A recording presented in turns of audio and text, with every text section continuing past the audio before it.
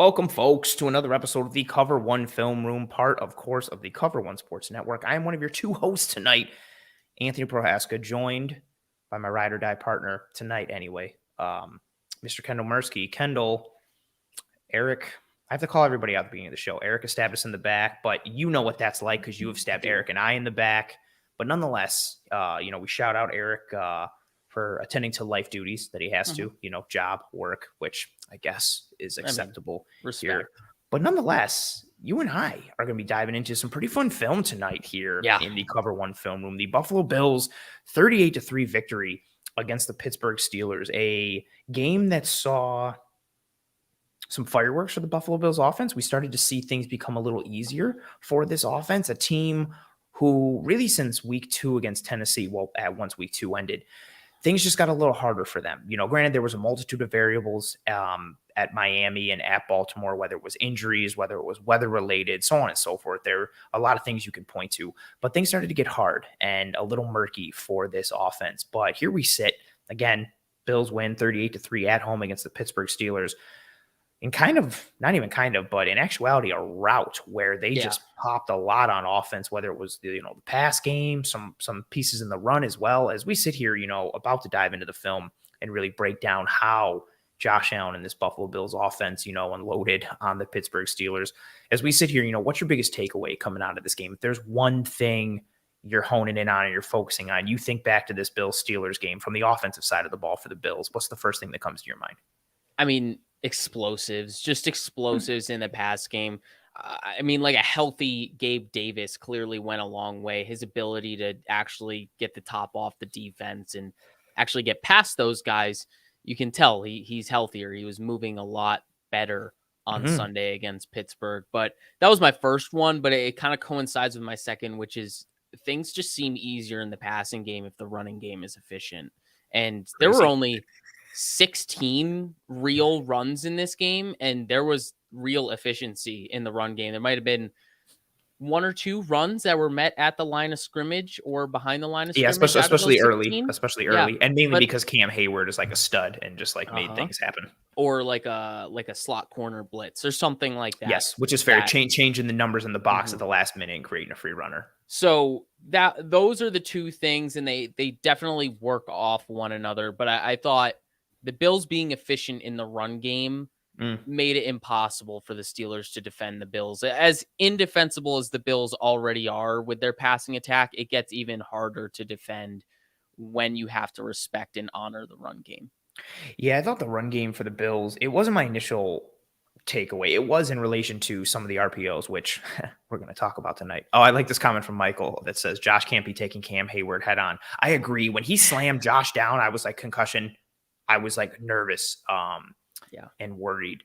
But yeah, the pass really opened. I think instead of the run opening up the pass, I think the pass opened up the run. Yes, it did. When the run started to really work, it was because the Steelers had been gouged time and time again, whether it was, house call explosives or, kind of just like chunk play explosives, like 15 yards here, 17 yards here. And actually, no, this isn't crazy. Like this comment, this is going to sound insane, but the Bills actually made a lot of mistakes versus Pittsburgh. They kind of did. I mean, like you think about the blocked field goal, you think about the Josh Allen interception in the end zone, even if you think granted, it led to a 98-yard touchdown, but the first, drive of the game, Taiwan Jones, muffs that return, and the Bills Quintin Morris fumbles into the end zone late in the game. There you go. Just like a lot of murkiness. Yeah, the Bills were a bit inefficient at times, and they still put up 38 points in a rout. But yeah, I like the run game piece. When I went back and dove into the film, I came away feeling better about the run game, which is something you and I, whether it was here on this show, whether it was you and I on Twitter or in text messages or you joining me on Disguised Coverage, it's something we've talked about this entire offseason, something we talked about last week. So it was nice to see the run game, get it going a little bit. But for me, my biggest takeaway, and you alluded to it already, was the Gabriel Davis piece. Like a healthy Gabriel Davis makes such a big difference for this offense, in part because it is somewhat tied to a run game aspect, which, I'll bring up now. We've talked about, okay, we know how defenses are going to play the Buffalo Bills. They're going to put a roof on the defense. They're going to try and keep everything in front of them. So what can you do? Okay, you still try to take the top off. You threaten them more vertically and open up the intermediate and attack. Or you can run the ball or hit screens or, draws or checkdowns and force the defense to come up a little bit. Either way, you're creating some kind of separation, right? You're creating some kind of conflict for the defense. Right. Bills haven't been able to run the ball, so that's been kind of out. So then you have to rely on the other, and there's other ways too that you can attack these defenses, but these are like the main two.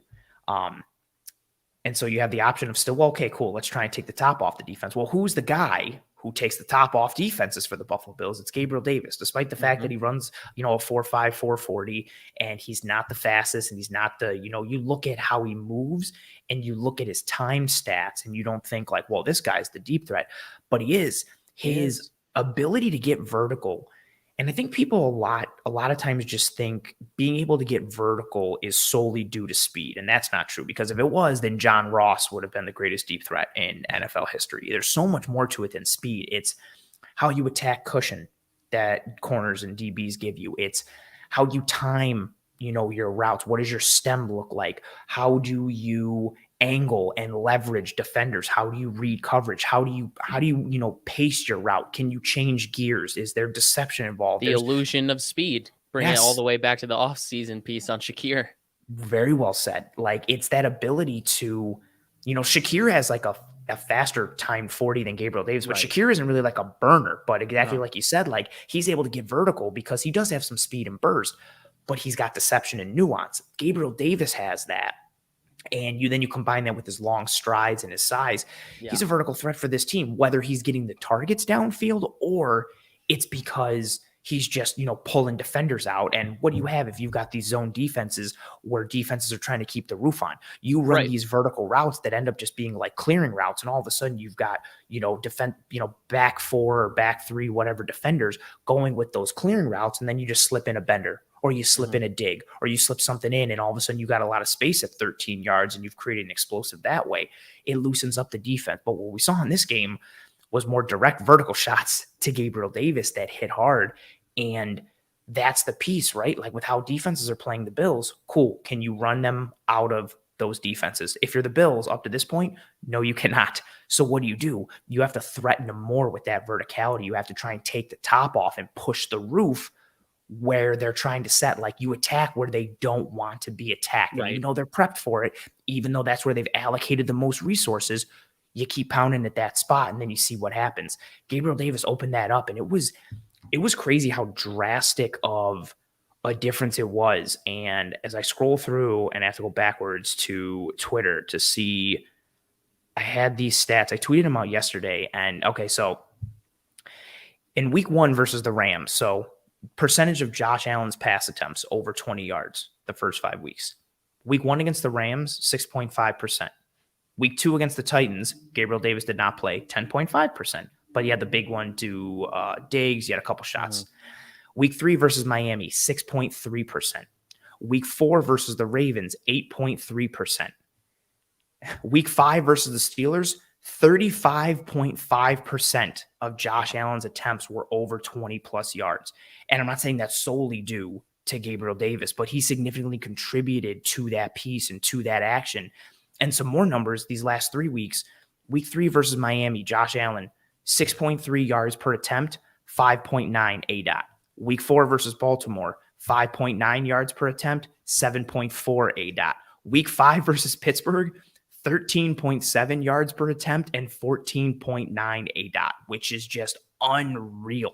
The Bills pushed vertically time and time again. And again, it's not solely due to having Gabriel Davis. I think part of it is, having mismatch advantages like Quintin Morris and being able to flex him out and seeing what you can do and take some shots in that regard. But I think a lot of it coincides with a healthy Gabe Davis. He's the guy who pushes the top off the defense and allows others to create. And he's not the sole reason for why this offense was so explosive against Pittsburgh, but it's hard to deny the correlation of him coming back and being healthy or healthier and the Bills' ability to just push it downfield. Yeah, 100%. I think you're right to say there's a trend there. It's not necessarily like the root cause, but it is helping push that correlation in that direction. So that's definitely a big part of it. And the timing that 98-yard touchdown was hit was honestly massive for the Bills, because right off the bat, you dictate to the defense that you have to respect Gabe Davis and what he's going to do as a deep threat on top of what you have to do with Stephon Diggs. And from that point on, really, it seemed like they were just outgunned in terms of allocating their secondary resources to defending those two guys. And from that, you saw a lot of gamesmanship from the Bills offense, just kind of going where the resources weren't allocated, and every now and then throw it into double coverage, and our playmakers just made plays. Yeah, that's a good point as well. Like the resource allocation. There's only a finite amount of resources that you can allocate on defense, There's only right? 11 And guys. there's only 11 guys. You can only do so much. And we saw Pittsburgh. I thought Pittsburgh actually in this game did a pretty good job of disguising coverages and mixing things up on the back end. Like they had some looks where the pre-snap to post-snap picture changed. Sometimes, small, sometimes drastic. And they executed decently well. But a lot of their resources, you could tell they gave Diggs a lot of attention. They were bracketing Stephon Diggs. And if there were times where they bracketed Stephon Diggs and they bracketed Gabe Davis, we're going to see it on the Khalil Shakir touchdown when we go through. Like you saw the result of that resource allocation. And then, so you have to bracket Stephon Diggs. And then they're also using Minkah Fitzpatrick to spy Josh Allen. And all of a sudden, with a banged up secondary and your best coverage guy on the back end who erases so much for you and Minkah Fitzpatrick, he's now playing more in the middle of the field. He's playing closer to the line of scrimmage because he's the one who's spying Josh Allen, or he's, kind of being the eraser underneath. It created even more opportunity downfield and in the vertical game. And I think a lot of it can be tied to, I don't think Pittsburgh came and just shifted their defensive plan after the first drive. But to your point, I think you have the game start out exactly kind of how you want it. Actually, I don't think Pittsburgh wanted it to start that way because nobody expects that. Nobody's going to be like, we're going to kick off and they're going to start with the ball on their own 1 yard line. Like nobody even thinks that. Like that's not a thing. And then you come out and you force the Bills into a 3rd and long from their own 1 and you get burned your own 2 and you get burned for a 98-yard touchdown into the wind. And I think that, to your point, it set the tone for the rest of that game. It established a vulnerability for Pittsburgh. And as they continued to try and mix and match, combined with them not getting, I think, as much pressure as they would have liked without blitzing. Even when they did blitz, there wasn't a ton of pressure on Josh Allen in this game. I thought Josh did a really good job with the offensive line and calling out protections. I noticed a few times where he audibled and pointed at a few guys and made sure that, okay, this guy's dropping. Nope, this guy's coming. And the offensive line, for the most part, picked everything up really well, especially as the game kept going. I thought there were a few times early where he let some things slide, but it was clear that he was learning from what the Steelers defense was doing. Yes, and I also think, real quick, Zach asking about the coverage on the 98-yarder or was it a double on Davis and Diggs? Zach, luckily for you, that's one of the plays that we're going to break down. So you got to hang around. I hate to be that guy to be like, you got to wait around and see, but literally we're going to break down that play. So you are in the right spot. I think it just, Pittsburgh got put into a spot where they weren't winning up front. They weren't winning on the back end. And like that, you don't even really have to say anything else. Like even if the other team isn't clicking, like that's kind of a recipe for almost disaster. And then you add in with what Josh was able to do mentally. And again, I thought the offensive line, as we're going to get into it in the run game, shocking that the best Bills runs in this game came from pin and pulls, although the James Cook touchdown run was more of a mid-zone run. Not even more of a mid-zone run. It was a mid-zone run. But shocking that the Bills go with some gap scheme and some pin and pulls, and all of a sudden there's some success in the run. It's crazy what happens with Mitch Morris and Ryan Bates getting out into space. But from the pass protection perspective, again, granted, there was no, TJ Watt, but Alex Highsmith is legit. And Hayward's not a pure pass rusher, but he can move the pocket and he can compress some things. I thought the O-line communicated well in this game. I know the execution wasn't holistically always there, but they had a good game plan up front in tandem with how Josh was organizing things. You had some good, blitz pickups from Zach Moss several times in this game, a couple decent chips from Singletary, even a couple times where, they're doing that Rams action from last year where you're going 5 wide, but you've got a running back and a tight end hipped off and they're giving chip help. We saw the big completion of Quintin Morris on that. He chip helps and releases out and everybody's just deep and Allen chucks it down to him, kind of makes an inaccurate throw, but there's no one around him for like 15 yards. So he scampers on 3rd and long. Buffalo really just had Pittsburgh off balance the entire game. And I think it stemmed really from that first drive. It was hugely important in terms of setting the tone for this game and this team. And Kendall, I think it's about time we dive into some film, but just in case we do have a lot and we're going to dive into it. But I want to mention something. I like to bring it up at different points in the show. If you notice, if you're new to the show, or if you've heard it these last several times, we're going to plug it again because we think it's fantastic. We're sponsored here now on the Cover One Film Room by Nickel City Cigars. You see in the logo located there under Kendall. Man, you're like 2 for 2. You nailed the spot just like last week. I know it's right below this thing. Yeah, but I'm saying like where you pointed was spot on. You didn't have to do like any of this. Like you were like kudos to you. All that film prep has really worked out. I can tell you're practicing. Yeah, we're partnered with Nickel City Cigars, located in downtown Buffalo on 284 Franklin Street. They are a new school boutique cigar experience for all your allocated rare artisanal cigar needs. New school culture, modern lounge, vintage arcade games, several TVs for any kind of sports or anything you're trying to watch, bourbon, cigars, local, 716 craft beers, a full members bar. Use the discount code COVER and the number 1. That's all one word, COVER and the number 1 for 20% off of your entire order at nickelcitycigars.com, or mention Cover One, again, all one word. Well, I guess it doesn't matter if it's all one word if you're saying it with your mouth. Mention Cover One in store and receive 20% off of your purchase as well. We're extremely, proud for this partnership as we continue to mention it because, we like how they're attacking their segment of the business. We recognize the type of niche and the coverage that we provide as a brand, and especially on this show. There's nobody, I'm not even saying it to pump us up, there's nobody who breaks down the bills like we do in the Cover One Film Room, the X's and O's, the hows and the whys. And so we have an appreciation and an affinity for other people who operate with that type of niche and that type of unique ability within their passion, within their realm. And that's what you get at Nickel City Cigars. So you can find the website in the episode show notes here on YouTube or anyone on the podcasting apps or platforms. Take a peek. We still got to look into if there's age restrictions, if we're even allowed to have that sponsor, with you only being like 12 years old. But I digress. Could be murky. We'll leave that to the lawyers and the legal people. But Kendall, all the tomfoolery's done. All the awesome sponsor shout outs are done. It's time for some main event action. Should we get into the film or should we not? Now let's get right into the film. We got a lot of plays for you guys. It's going to be a good one. We're going to start right off the bat, though, with the allusion that we talked about to gap running and utilizing the pin and pull, especially when Motor's in the game. I mean, this has been a big thing really for the past couple of seasons where Motor just looks more comfortable when he has pulling guards in front of him, when there's some sort of gap scheme going on in front of him in the run game. He just looks more comfortable when he has that aiming point. He knows where the run's supposed to go, and then he can cut off of that if obviously things get off script. But sorry, I'm laughing at Bates murking. Of course, exactly. Everything went as planned here. You see Morris and Bates pull out to the right side here, and you see Bates as the kick out block, and then Morse as the lead man pulling through and just bring Singletary through that gap. If Morse gets a better piece of him, who knows? Maybe Singletary has a chance here to make the safety miss right here.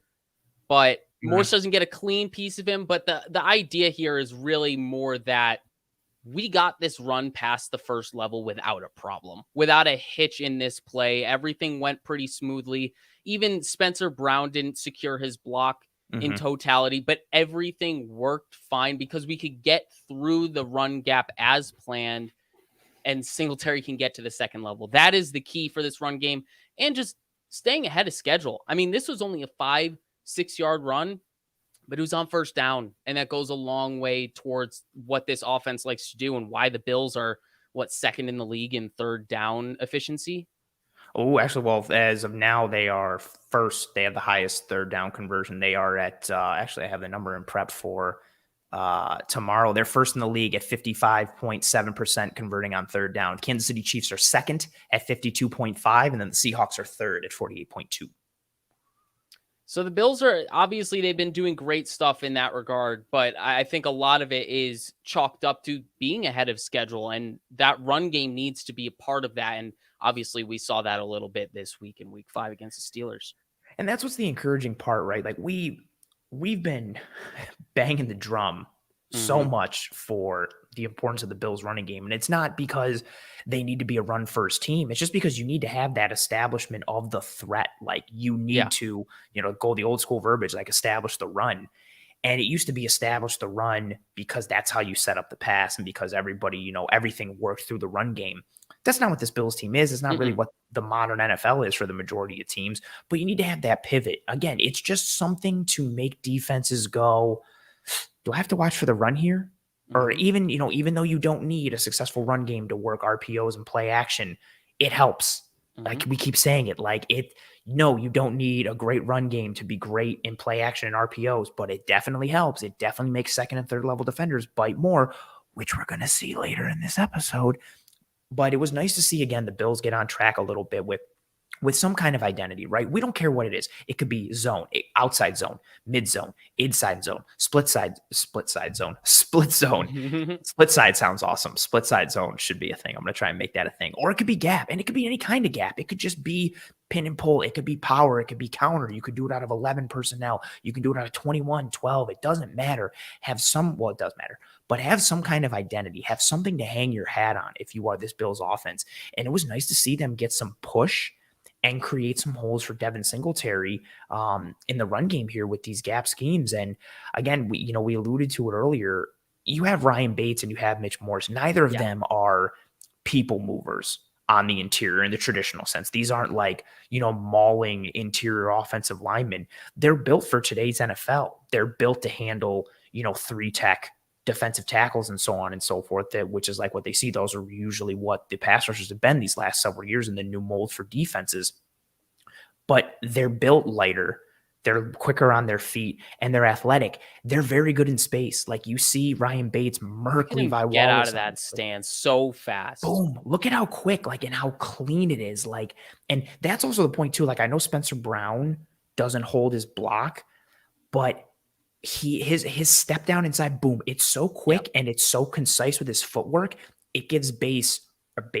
Oh my goodness, I'm falling apart already. And we're only 22 minutes in. It gives Bates a nice clean path to fold right around and get out in front. And then you've got Mitch Morris, who's one of the best movement centers in football. It was nice to see them establish this a little bit. Everyone knows how successful they were down the stretch last year in gap scheme.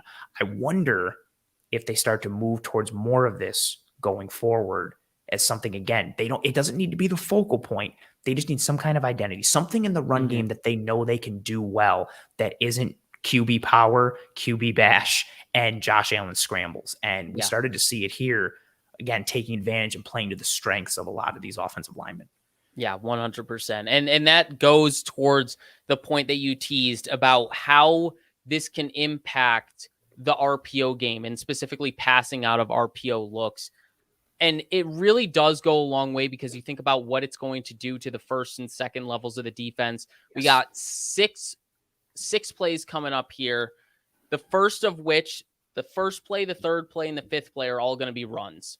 The second, the fourth, and the sixth, they're all going to be passes, all successive, leading off of literally the play after that successful run. And you can see the domino effect of how that run and that successful run impacts the Steelers defense and how it changes how they have to honor the Bills offense and their running attack and opens things up for the passing attack.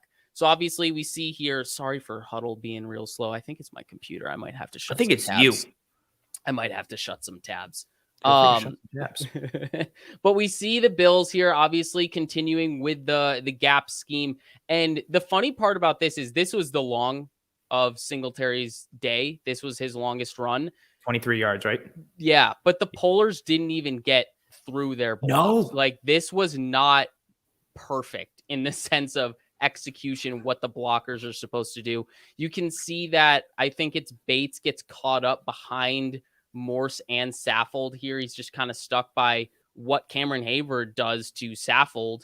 And Hayward takes up two guys right there and doesn't even allow the Polar to get to the second level. And he's hurt. He's hurt in his legs and his upper body. And he's just such a monster. But exactly your point. Yeah. Saffold is supposed to down block him. He's supposed to be the pin. Right. So that Morrison Bates can be the pull. And he beats him. Yeah. Hayward beats him. Point. Beats him to the spot. But you know what's nice about it? If you go right to that spot, as Hayward starts to cross the face, go in slow-mo here, you'll watch as the pullers come around the corner, you'll see Bates is trying to get clear and get to the second level, but he sees Hayward start to win Walls it completely. off. Yes, just enough.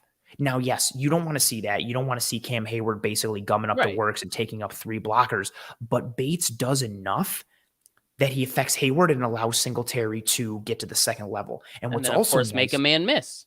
Make a man miss, which we haven't seen a ton from him this year. His percentage last year in the run game was over 25%. This year was down to about 11. What's also nice on this too, watch Tommy Sweeney go back on the snap. Tommy Sweeney just gives the slightest hesitation off the snap at Alex Highsmith, and he makes Highsmith freeze, and it sets up Deion Dawkins. And then Sweeney does a really good job. Aims to the second level and gets it Miles Jack off. Beautiful, beautiful, beautiful. So also because the Bills, because in gap scheme, you're literally changing gaps and you're removing and adding gaps, and they get here to this short side of the field. Even though Hayward gums up the works, because the Bills are pinning and pulling, they have the numbers advantage then going to that side. So even though Hayward takes up 2 guys and arguably takes up 3, the Bills still have the numbers advantage because of the scheme, because what they're doing. And yeah, look, Pops just called it in the chat too. Gabriel Davis seals off his corner. Look at that. Look at that beautiful, nice circle. Well done with the telestrate. That was John actually Madden really, stuff right there. Really good circle freehand. Yeah, I'm very impressed. Look at Gabriel Davis. The only thing better than that circle you made is Gabriel Davis locking out and extending. And you've got something very similar from Tommy Sweeney. You've got a nice clean alley. Singletary has basically a 2-way go here on this move. He can go inside. He can go outside. He can kind of do whatever he wants to. Beats his man. Again, not executed ideally how you want up front, but because of the play call and the support from the rest of the team. Again, running the ball is like run fits on defense. It's not just tied to one player. It's a team effort. Everybody, as corny as it is, everybody has to do their 1/11th, and the Bills help out. Hayward is a monster. It's hard for anyone to block him one-on-one. He gets across the face of Saffold. Bates helps him out a little bit, and then you combine with what Davis and Sweeney do on the outside, helping Deion Dawkins a little bit as well on the front line with Sweeney get a nice run. And I think it's Singletary's longest run of the year. Oh, yeah. At this point, if we're sitting there looking at it, I think they mentioned it during the game. And yeah, and as Ralph Wilson Sr. comes in and says, now this is football with a smiley face. I think that also, actually, you know what, and I'll bring up Andrew's comment too. Andrew says, hit the like button. Yes, please and thank you. If you are enjoying this content, likes go a tremendously long way towards helping this show and the channel as a whole track and trend in front of more eyes and ears. They are the lifeblood of live stream. So please and thank you. If you're enjoying this, throw some likes our way. We would greatly, greatly, greatly appreciate it. And yeah, there's just something satisfactory about being able to run the ball on teams. It's satisfying for the team doing it. And when it's happening to you, it's like your soul is being taken from you. It's a slow death. It's more painful. It's a brutal way to go. Yeah. You bring it back to what, Brandon Staley said last year about running the football, about how important it is to establish that level of physicality and show that, you can actually manhandle your opponents and not kind of like finesse your way up and down the field, go through the defense instead of around them. And I think that's kind of what the run game brings. And you have to establish that at some point. And that ties it to this play. You establish that this is literally the play right after that long from Singletary, and you see the RPO work. I don't want to say because of that, because we've seen the Bills RPO work otherwise, but it makes it easier. It sucks up the second level and makes those guys, obviously you see their safety in the box. You see a 7-man box here, but all of those guys crash because of what just happened on the prior play. And it opens up that window for Josh Allen to throw it right behind where 21 just was, an easy passing catch for Josh Allen to Stephon Diggs into the end zone. So that's the point here. It's the succession of how these plays are called, how Dorsey is calling it, and then why he's calling it based on the success or failure of the previous play. And I think it goes to show how much this offense can gain from some efficient plays in the run game. Can you go back to the previous play? Singletary run? Yes, please. Watch so from this end zone angle, everyone. Yeah, just like feel free to go in slow-mo. Look how Miles Jack like doesn't really fully commit. You see how he's playing it like horizontally, and even as Singletary gets the ball, like look where Miles Jack's eyes are. They're still kind of like watching Allen. Like he's And not Allen, fully there committed. are literally no routes to that side. It's like a quick route. Like maybe it'll be a quick screen, but I don't think those were real routes. They were dummy RPO routes, and Allen's selling it. And they're all buying it right now. Like Miles Jack is still waiting to see, oh, is the ball in Singletary's hand or is this coming out for an RPO pass? And when it's an RPO, like again, defenses, the whole idea is to put the defense in general, but a specific defender or level of the defense in conflict. So, okay, like if player A does this, I keep it and I throw it. If player A does that, I hand it off and they run. So look at the commitment there. Again, you don't really see it. You know, you have the front, obviously, like playing run. You see the gap exchange up front, but Jack doesn't fully commit. Now, let's go to that Gabriel Davis touchdown. I'm sorry, Stephon Diggs touchdown. Look at the difference in actually go from the sideline angle on this one if you can. Look at the second level commitment this time. Pause it. There's nobody in the second level. Go forward, keep going. Stop right there before Allen throws it. There's nobody in the second level. There is no second level. Everybody's at the first level because they just got gouged for a 23-yard run. And people asking in the chat, there was a unnecessary roughness called on there when Tommy Sweeney gets laid out at the end of that previous run, which is why I moved it forward. And exactly, so look at this. They just got gouged for a run. This is what we're talking about. Like, could this RPO still have worked? Could they still maybe have bit on the run action, even if there wasn't a good run to play before? Potentially, yes. We don't necessarily deal in absolutes like the Sith, even though the Sith are better than the Jedi. That's a fundamental fact. But because I don't want to get started on that hole, but you see, because of what the run did on the last play, look at just the change in what the defense did. What did we show you on that Devin Singletary run? You saw the front, you know, the defensive line honoring run, but you saw the second level still playing more of that pass responsibility and still worrying a little bit more about Josh Allen. This time, the entire second level that's within the box commits. That's run commit. Boom. All on that side. And Stephon Diggs is wide open on this glance RPO. This is textbook. This is candy and a baby and stealing it from the baby. This is exactly what you want. Diggs replaces 21 right behind him. Window is wide open. Glance route, touchdown, easy. Set up because of the run, the play before. You just got beat with something.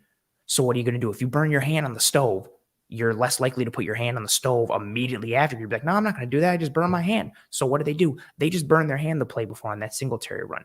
So the second level defenders all shoot up. Look at, they fill, right? Gap integrity, run fits, all that stuff. And Stephon Diggs just has tons of room to work. And Josh Allen has tons of room to work. There's literally no second level on this play. They're all the only one who stays is Bush, because he's just, I don't know, he's waiting for this gap if Singletary gets it, if he goes over here. Yes. But he's the only one that still kept some depth and didn't get downhill on that run action. But either way, it's beautiful. Like this is exactly what you want. And this is why a Bills team that uses these RPOs and is successful, both in terms of free access routes on the outside and the underneath, like we saw against the Titans, and these glance routes and slants. We've seen this with Davis. We've seen this with Diggs. We've seen this like with a pop version, getting vertical with Dawson Knox. Yeah. The Bills love these looks, and Josh Allen's great at it, and he's a huge threat with it. And then if you have a legitimate run game with the running backs, it makes it more dangerous. It makes it more worrisome for a defense. I also love how Josh is hopping as he throws his touchdown. Like, he's super pumped. Everybody just watch Josh get super giddy. He's mad giddy. You know why? Yeah, I got a few of those in this too. I kept some extra Josh Allen stuff in the background for some of these clips. Very nice. Yeah, that's a good one. That's a nice little Easter egg there. Yeah, but this is on the surface, it's like, man, what a great throw from Josh and what a great job by Stephon Diggs. But this was set up because of the run, the play before. Like, this was set up because of having a pivot and making the defense have to honor another aspect of your offense. All right, so we're going to keep beating that drum. We're going to do it one more time. We got the successful run on this play here, another gap run. You see Dawkins coming from the complete opposite side of this play, somehow gets to the C gap, walls that guy off, allows Brown to climb to the second level, and you get a nice modest gain on this first down here. So it's not often that I use sideline angles for run plays, but I feel like it encapsulates that. I like sideline angles to show the push Yeah, exactly. Whether it's offensively or defensively, it gives you the perspective of like where the line of scrimmage is being established or reestablished. And obviously, you see most of those guys. I'll actually go to the end zone here. You see most of these guys, Saffold and Bates, walling off these guys, allowing Dawkins to get through, and Morse gets right to the second level. But all of this comes to fruition very well with everyone getting their assignments, sealing off to the right side where the gap is intended to go, and then allows Brown to kind of be a lead blocker because of what Dawkins is doing to seal off that end man, number 98. And Singletary just follows. Nice, just modest gain on this counter run, 6-7 yards. But once again, it plays to what is coming next. And the Easter egg to this one is that there's still a pass option on this play. And I think if you see this guy bite a little bit harder on the run action, you might see Josh Allen go to Gabe Davis at the bottom of the screen here. So that's even the more indefensible part to this. It's like, which way do you want to die on this play? There's so many tags you can attach to these RPOs, and that's what makes it so dangerous. I mean, it's also a bit complicated for offensive lines at times, but it's a real benefit when you can block it up right and you've got a traditional dual threat piece to your offense. I'm not talking individually. I'm talking like the run and the pass. It puts an entire defense in conflict, not just an individual defender that you're reading on the RPO. And yeah, you hit it. Like Spencer Brown gets enough of his man, climbs to the second level. You see the athleticism of Deion Dawkins coming around, and Dawkins' block here is real nice. He flows right around, gets his hooks in, and then turns. And that's it. And it would be nice if this could turn into like a 15-yard gain or a 20-yard gain, but this is 1st and 10, and the next down is 2nd and 7 because of this run. And 2nd and 3. Oh yeah, sorry, 2nd and 3 because it was a 7-yard gain. I'm falling apart. Math backwards. I'm falling apart already. And so you get that 2nd and 3 because of the 7-yard gain on 1st down. And now, like we've talked about, you're ahead of the sticks. It opens up a multitude of options for you on 2nd and short, and it puts that nugget into the defense's brain for the future of having to be like, oh, they hit another run. Like we got gouged again in the run. Like this is something we have to continue to honor. This is something we have to respect. And again, you get a lot of good blocks and pieces, not completely winning, not completely beating, but you get Khalil Shakir getting in his man's way. Doing enough sealing off, making an alley. That's really all it is. Just doing enough to seal off that alley for Singletary. And that's all you want. Like Morris gets enough of his man that, when Jack scrapes down, he ends up making the play. But again, like Singletary's already 5-6 yards downfield at that point. And so then you're sitting there at a 7-yard gain. That's all you want. It's getting those chunk plays. So an explosive run is anything 10 yards or more. But if you're running for 5 yards a clip on the ground, that's success. Yes, that's a huge successful piece, especially when you're pairing it with a potent passing offense like the Buffalo Bills. If you're running it for 5 yards a clip, and when I say 5 yards a clip, I don't mean the average. I don't mean like running for 10 and then running for 0. And then it's like, well, the two combined, it's an average of 5 yards. No, it's not that. Yes, netting 5 yards consistently for an offense that is pass first, any team that can run it for 5 yards a clip consistently is a big boon. But especially with this pass first offense, like what do you do? What do you defend? Where do you allocate resources? Is it Josh Allen's arm? Is it Josh Allen's legs?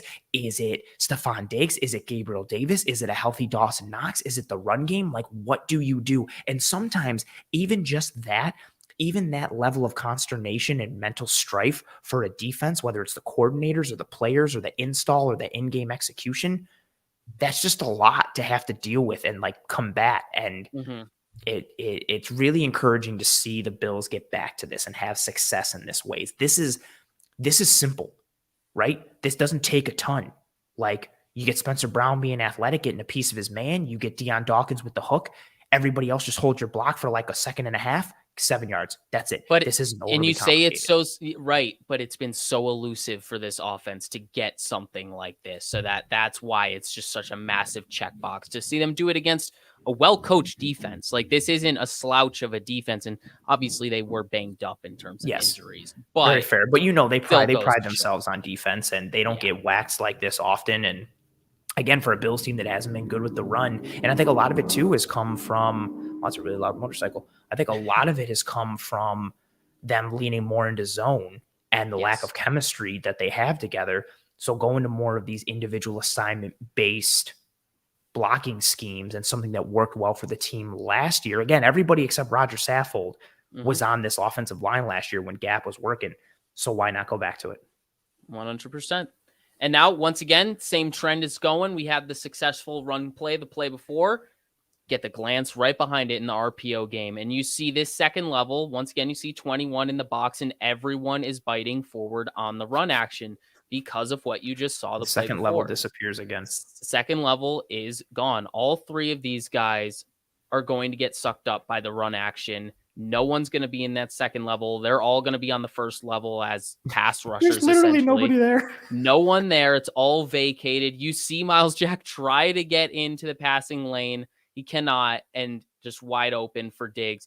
And Diggs makes a really nice pluck grab at this, but it still goes to show, obviously, that was a tough catch for him at the catch point, but to get the ball there in general, the window was wide open for Josh Allen, and that itself was set up by the run game. Yeah, and if you're the defense, right, you just got gouged on first down for 7 yards. So now you're sitting there knowing that you just got beat on another run, and combined with the situation, it's 2nd and 3. So if you're sitting there you're thinking like, you know what, okay, maybe they're trying to hand it off, just get a quick first down and reset. And no, it's not. And this is a really good catch by Gabriel Davis, something that he struggled with at times in Baltimore the week prior, whether it was weather, whether it was health. We saw uncharacteristic drops from him, and it was nice to see. We saw the deep ball and him stretch the field vertically, but it was nice to see Gabriel Davis get back into the contested catch piece of his game and making a play over the middle, where that size and that frame is a huge bonus in the middle of the field, because he can almost shield him hit the ball from defenders and box out defenders. We hear that from bigger bodied guys all the time. That's a huge piece. And then on top of it, you give Josh Allen all that area to work with underneath, because the second level became the first level. This is another play again. We keep drilling it home, and it's not because we like it. This is very hard on a defense. There is no second level. It's just the first and the third. There's no middle. There's no intermediate defense, which means Josh Allen has all the room to work with. Gabe Davis has all the room to work with. This is as close to pitch and catch as you can get. And again, it's set up because of the success of the running game. And we're gonna circle it all back for a third play here. So we're gonna do it again. Bills towards the red zone now. Once again, you get that gap run. You get Singletary out. Same exact run. Got 2 pullers. You got Bates. And it's not 2 pullers on this one. You just got Morse on this one, but he's still leading the way, and that's the point. You want to get Morse in this position where he can show his athleticism. He's not that people mover, like you said. You want to get him out in motion, allow him to use his athleticism, get ahead of Singletary on the play, and lead him through the assigned run gap. You see him get a piece of Miles Jack. Of course, Singletary gets caught from behind by Devin Bush here. Obviously, great athlete. But point being, you see the Bills get that 5 yards here, keeps them ahead of schedule, and moves them on to the next play. Once again, making the Steelers honor the rushing attack from these running backs. Yeah, you're not just running it just for the sake of running it. You're doing it to stay ahead of the sticks and set something up for later. Everything started to connect a lot in a variety of ways in this game. And I think that's what we're really trying to drive home here with the crux of this run segment to lead off this episode is you see the connection pieces. You see they're doing this. And that's what Ken Dorsey talked about this past offseason. It's getting everybody to understand okay, we're calling this play, yes, because we think it'll be successful in a vacuum, but also getting everybody to understand the purpose of calling this play for what it sets up later. And that later could be the next drive, the next half, the next quarter, the next time you play that opponent 3 weeks from now in the playoffs, anything and everything. It's understanding how to connect these dots and make them work. And even though the blocks aren't completely held up front, you get enough of a hat on a hat as you started to highlight, you see Spencer Brown get outside, which is, again, that entire right side, Morse, Bates, and Brown is built to live in that space world. Yes, they're not people. They're not people. Well, Spencer Brown can be a people mover, but they are movers in and of themselves. So I guess that still works. Like they're fast, they're athletic, they're good on their feet. They're able to make things happen when they get out in space, especially when they get mismatched against corners and safeties and even linebackers at times. So this is another way of setting your players up for success and playing to their strengths. This zone scheme was something just wasn't clicking these last several weeks for a multitude of reasons that we've talked about on the show. So it's kind of like, all right, like what can we do to simplify things? All right, what do we do best? And look at who we've been highlighting in these pin and pulls, right? Like who's not a great mover in space? Roger Saffold. So who's not pulling on these plays?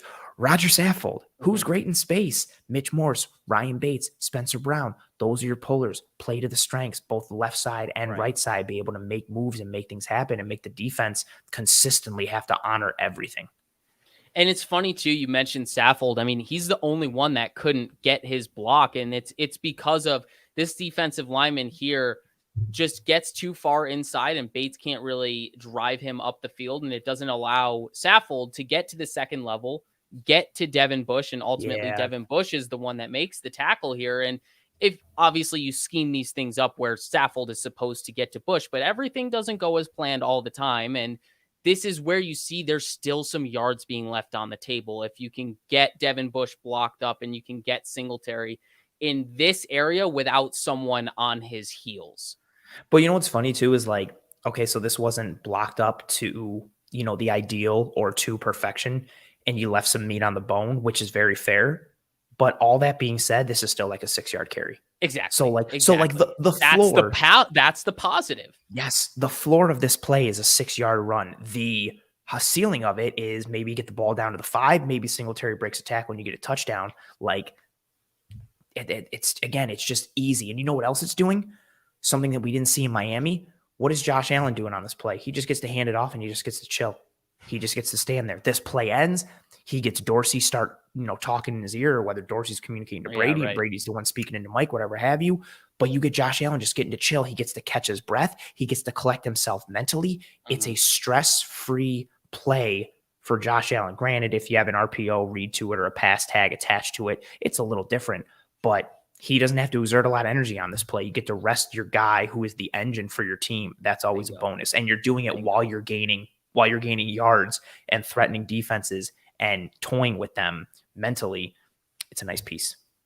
And then obviously the next play, we see the RPO pass. You see the pulling blockers, kind of that run action of the pullers and the actual mesh point with the fake handoff obviously brings that second level forward. You see the Steelers with a blitzing corner here, and this man is going to replace onto Hodgins. But it's too late for the bubble screen. The yards are already there to be had, and Hodgins makes the first man miss, gets 5 more yards after the catch. And that's the whole point of this. It's making everything easier on the offense. Take pressure off of Josh Allen by allowing the man standing next to him, whether it's Motor, Cook, or Moss, whoever it is, make life easier for Josh Allen, even in the RPO game. And you see that being done here for the third example. I keep laughing because at the end right here, you see Josh Allen just come onto the right side of the screen towards the end of the play as he's just like super pumped for the further. No, he's pissed about Cam Hayward taking out Motor. Oh, I didn't even catch that. Good call. Yeah, see, this is one of the Easter eggs I kept in. And that's the point. Great teammate. That's why he's the cap.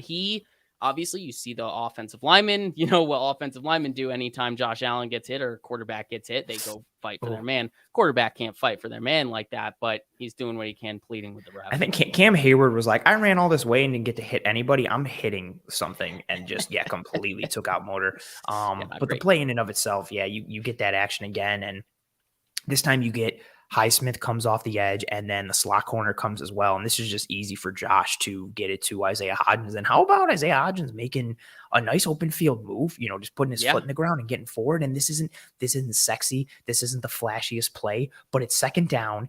And now you have a first down into the low red zone because you just made an easy play. I like how Hodgins, he doesn't get too deep, but he gives himself a little bit of a bubble off the line. So he gives himself some natural separation, even more so to set this move up when the safety comes screaming down on him. But this is just easy football. Like it's like baseball. You hit it where the defense isn't.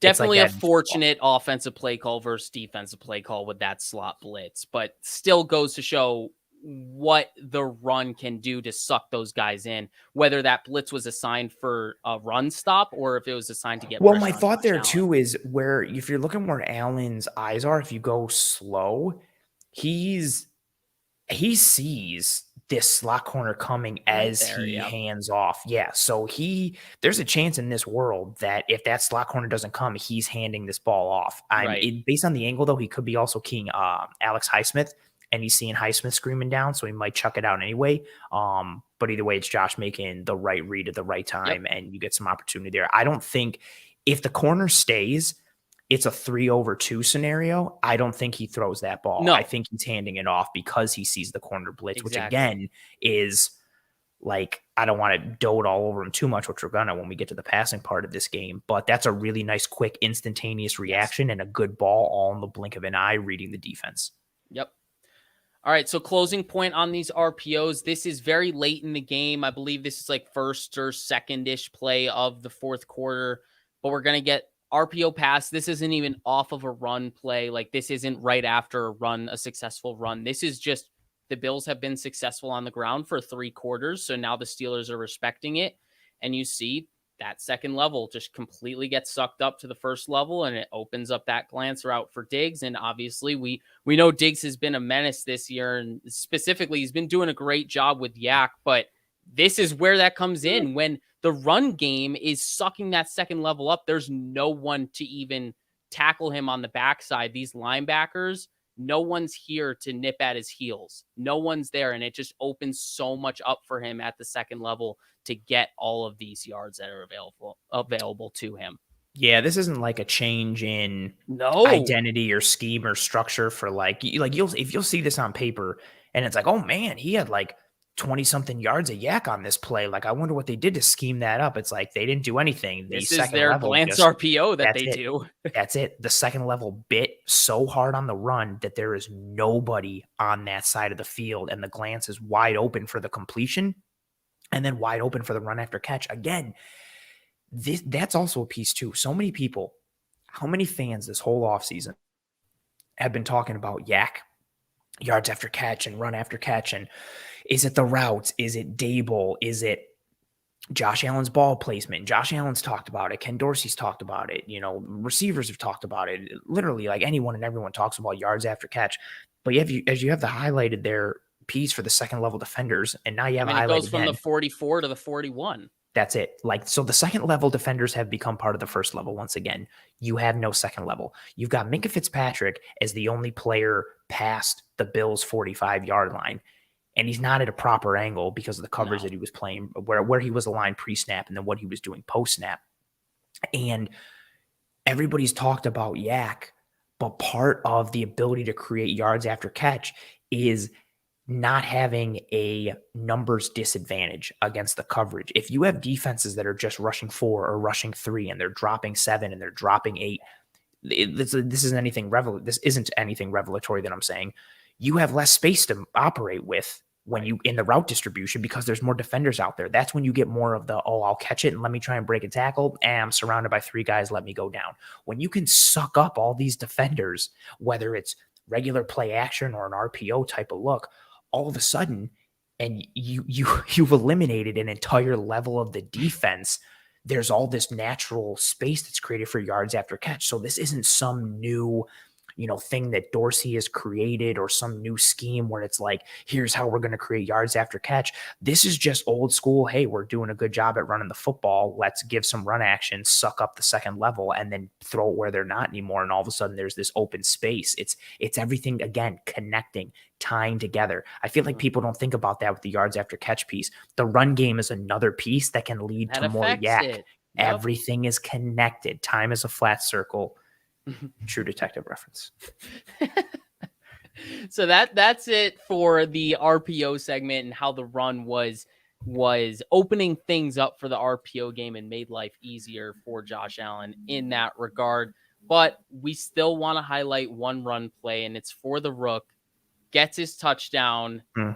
James Cook gets his 24-yard touchdown on a great cutback play. I mean, this really is everything he is. one cut downhill, press the hole, and then make a cutback if you see it, or just go through the hole if it's there. And he makes the cutback. And then, the angle that he just completely beats with the safety, that's really the idea with him. And that's why I kept this end zone angle. You see it right here. And with Motor and Moss, Moss is probably going to get tackled by the safety most times. Motor will probably make him miss 50% of the time. Yeah. Cook legitimately can make this safety miss every single time just because of how he busts angles with his speed, and he doesn't even make a move. I was gonna say he doesn't even put his foot in the ground. It's just kind of like rounded here. He just runs. He just goes left a little bit and keeps running. So that's really the element to this offense that can be unlocked with James Cook just getting more explosives in the run game because of what he can do in terms of busting angles. But I really did like what the offensive line did here. You see some double teams up front, and specifically some guys obviously keeping those double teams, and then you're seeing some guys climb to the second level. I really like what Bobby Hart did here. Bobby Hart has sneakily been a really good run blocker this year for the he's Bills, good. He's good as like the extra, the 6-man offensive Exactly. lineman in these like kind of quote unquote 2 tight end sets, but it's really a 6th offensive lineman. Exactly. But he's been doing a good job here. You see this is a reach block for him. He's got to get helmet to helmet with this guy. Obviously, Brown helps him out on the front end. Morse does the same for Bates. Morse climbs, Brown climbs, and you get this action where everything is sealed up, and Cook counts the hats, counts the blockers, and who is it? Tommy Sweeney over here does enough to get inside of 54 and force 54 to go around him, make that bubble even larger for the cutback angle, and Cook hits it hard and takes it to the house. Kendall, we got to pause for a minute because we got a super chat.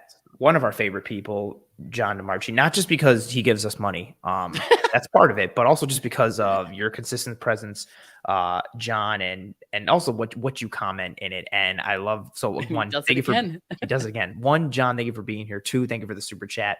3, fantastic comment following up with time is a flat circle, but in some multiverses, our Bills are a dynasty. Bills Mafia, 53 years, and now behind enemy lines in Miami Beach.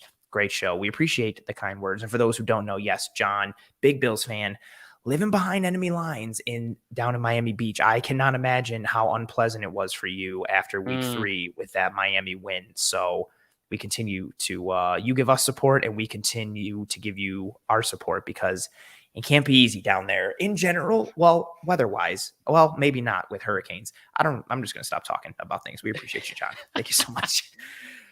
This run, I posted a clip of this run on game day, and then Eric and I were talking about it a bit.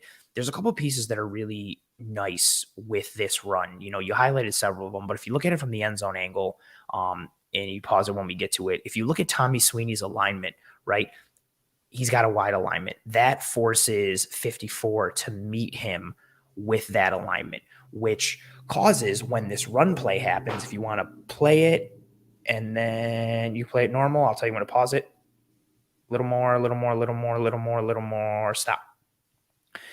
So that creates a huge bubble in that gap, right? Cook already knows this. He's looking front side. He sees where Cam Hayward is. He's eyeballed Devin Bush, number 55. As soon as he gets this ball, he is already thinking cutback. He knows about the alignment. He sees the defense getting washed, and he sees the front side of this play coming up. He has this eyeball from the moment he gets this ball, right? You see his head turn, cuts up, and he hits it. 54 is put at a disadvantage because of the alignment from Sweeney, combined with he has that BCR responsibility, the bootleg, counter, and run responsibility. He's got to honor that a little bit just in case Allen keeps the ball. It causes a slight amount of hesitation. And this is the difference in James Cook. Zach Moss, if he gets through this hole, cool. Maybe he does and he breaks a tackle and he gets some yards. Devin Singletary probably gets through this hole, but maybe gets tackled at the 20 and falls forward to the 15. James Cook's speed and burst allows him to get through this hole untouched. And then exactly like you said, he comes one-on-one with Minka Fitzpatrick. And Minka Fitzpatrick is fantastic. I know a lot of people think of him as like a coverage safety. He's also a good tackler, and he's also good coming from depth. Yes, he erases a lot of things. He gets made to look foolish on this play because of James Cook's speed. And again, that's what Cook offers. He has that speed that changes angles. He can make defenders wrong even when they're initially right or in potential good position. Fitzpatrick comes down square. He's on the balls of his feet. He's coming from depth. He's experienced living in this role. And Cook has him head up. Like we talked about, he doesn't even make a hard cut. He just goes forward. He rounds it out and just is like, nah, cool, let me take this angle. Like, so you see him eyeball it. He knows exactly where he's going. He gets through the hole, and then it's just speed. It's nothing over the top. It's not some crazy dead leg. It's not some shimmy. It's not some juke that shakes Fitzpatrick out of his shoes. It's just speed. It's just an element that this backfield, that's exactly it. I'm faster than you. I'm already running. You're at 0. I'm already at 25. Let me crank it up to 100. Boom. And he puts Fitzpatrick at a disadvantage in the blink of an eye after getting through the hole clean. This is the advantage. It's not just the run game in general. It's now you've got this mid-zone run on top of running all these gap scheme runs. And it's this element that he offers. Singletary and or Moss, I don't think either of them score on this play. No, neither do I. Both of them could make a good run out of it. Neither of them score because neither of them have this burst and this speed. And I don't mean that negatively towards either of them, but this is the element that James Cook adds. And it's extremely exciting, especially for a team that at some point wants to mix in some zone runs. If you got this guy that can anticipate the reads up front and then has the speed to make all you have to do is hang on to your block for a second and then get through. Boom. He can make you right when you're wrong. And he's got that speed that kind of erases things. And Kendall, we got to stop again because John is fantastic. Thank you again. John says, sorry to overchat. Never be sorry to overchat, John. One, we just enjoy not being here alone with you and everyone else that's joining us here. But two, we also appreciate the monetary donation again. So never be sorry to overchat. John says, kind words are appreciated, but the 2 or 3, maybe Finns fans here hate the Pats as much as we do. And then per the Predator rules, the enemy of my enemy is my friend. But yes, week 3 was unpleasant here. I would imagine very much unpleasant. I also like the dig at the Miami Dolphins fans. And I also like the Predator rules. The enemy of my enemy is my friend. I feel like that's Predator versus Alien. If I had to nail down to a specific one, unless it happened one of the earlier ones. I think Sanaa Lathan says it right when she tries to make friends with the Predator. We're getting wildly off track. Wildly off track. Let's get it back on track. John says, smash the like. Everybody should do that. Help us to track and trend in front of more eyes and ears. Please, please, please drop a like. And he confirms it. It was the first Alien versus Predator. I'm going to give myself a pat on the back. You guys can't see what I'm doing, but I am patting myself on the back right now. I'm very pleased with myself. And now, so we showed the explosives and the fun with the run game for the Buffalo Bills here, what it created in the pass game and what the Bills started to do in the run game. We showed that. Now we get some of the sexier stuff. We get some of the pure passing game pieces, some of the Josh Allen pieces, and we start ourselves with some alliteration that we really like. Josh's Jukes. Let's start with the Josh's Jukes. Yeah, we always love some alliteration here. Big fans of alliteration. And Josh's legitimately, Jukes, I'm a big fan. Oh yeah, no, that's not a joke. I mean, it's funny, but it's not a joke. We're very serious about alliteration. It's a joke, but it's not take it seriously. Take alliteration seriously. Yes. Because Josh will juke anyone. No, but I do think it's interesting how he goes about this. I feel like usually when you see Josh with the free rusher, he'll pull the pump fake on him, get him in the air, and then run by him. He just did a really good job with stepping up in the pocket on this one. And I mean, thankfully, the interior of the offensive line held up and allowed him to step up in the pocket and created that room for him to make this run. But you see Saffold and Dawkins both taking the same man, number 56 here. No one accounts for Bush as the free rusher, and he's just home free on Josh Allen. See Josh decisively step up in the pocket. He doesn't decide to go through here because obviously he has the dig route. Everyone's in man coverage on this cover 1 blitz. So he knows that everything open, all the green grass in front of him, all of it is to this bottom side of the screen. You can see it here from the sideline angle, but excellent decision making from Josh. And then obviously once he hits the open field, he's as good as almost any runner in the NFL. Yeah, he looks to the right immediately on this play. That's his first read, but Morris is locked up on this little jerk route here, and then there's nothing for Singletary, so he cuts it upfield.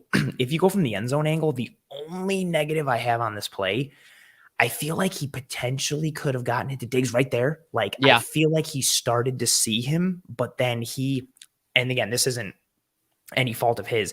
I feel like he's looking at him, but he feels that pressure, and I also think he sees the flash of color coming from his peripherals, and in that case, he's got to escape. And this is another piece, right? How many times have we seen in prior years for the Bills them come screaming down on a quarterback and not maintain rush angles and proper rush lane integrity? And that's what you get. So Bush comes screaming off the edge, but he doesn't have the proper angle. You got to break down at some point.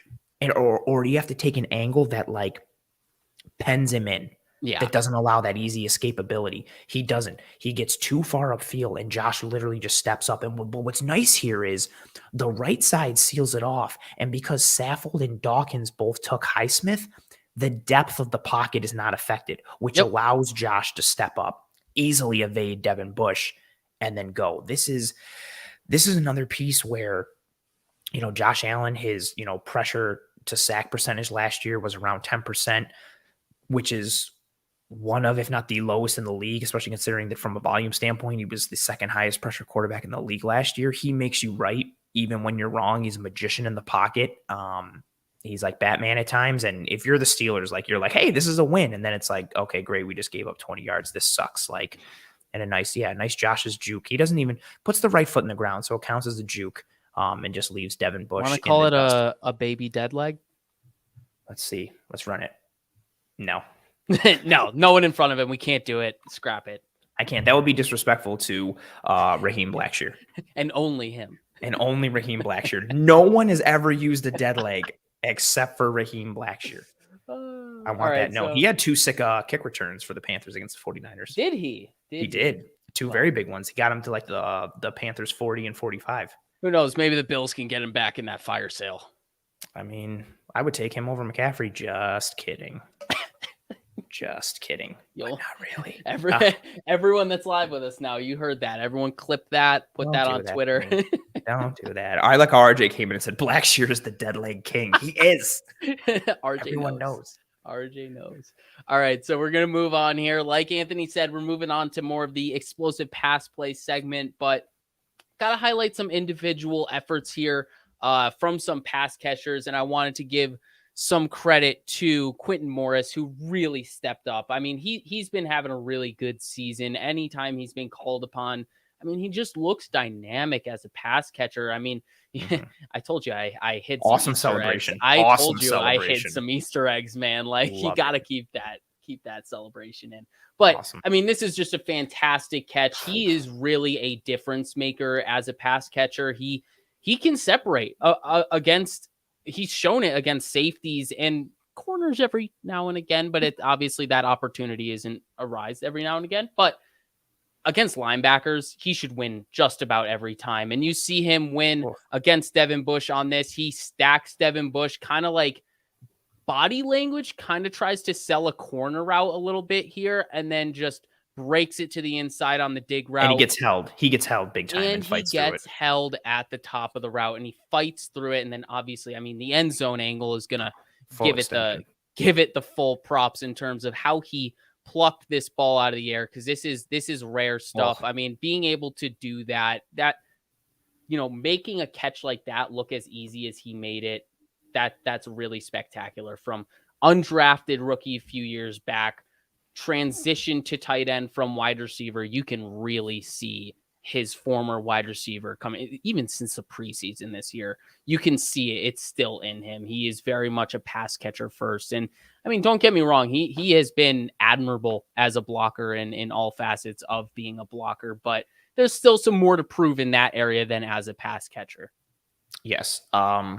Real quick, I'm going to pull this comment from Alan. Alan says, can someone explain what he is doing with the ball after the catch? Sure, Alan. He is, I believe it's a reference to the movie The Replacements with Keanu Reeves. He's making it seem, yeah, exactly what Zach says. He's making it seem like his hands are sticky. There's a scene where Orlando Jones puts Stickum on his hands and then makes a catch and then tries to get the ball off just like that, and he can't because it's like glued to his hands because he put. You know what I thought the reference was? Also NFL Street. NFL Street had a celly like that. It might, but the NFL Street celly comes from the replacements. Oh, I'm sure.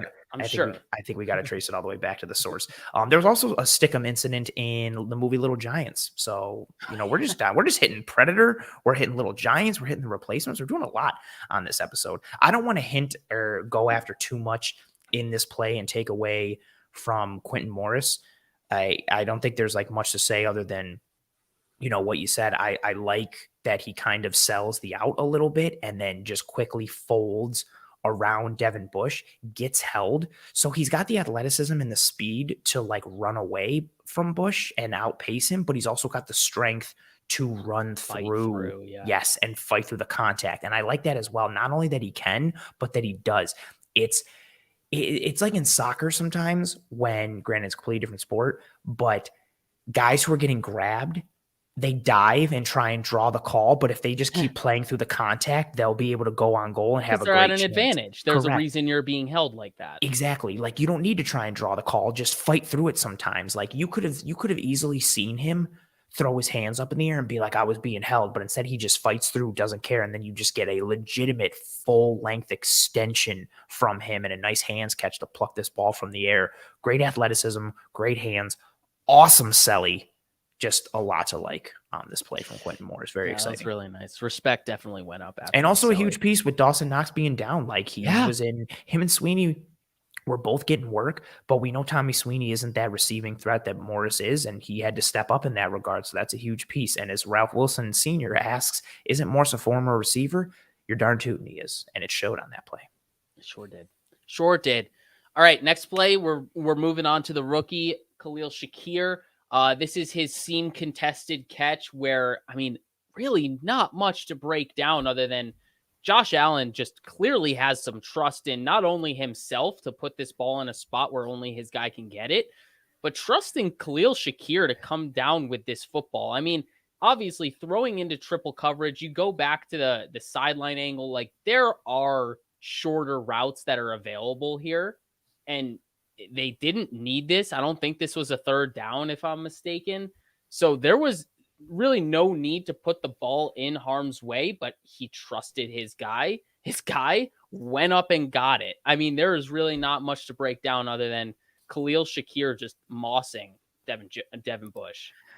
I think Josh may have gotten fooled a little bit on the coverage because if you go to the sideline angle, they're showing single high, but then watch this morph into two high and into a cover two look. Yeah. Pre-snap. So very good disguise. Yes. They and again, they did this a lot. Like Josh just happened to beat it, but you give credit to the Steelers for being creative. Yeah. They're showing a single high look and then they drop to a two high Tampa 2 with Bush carrying Shakir up the middle of the field.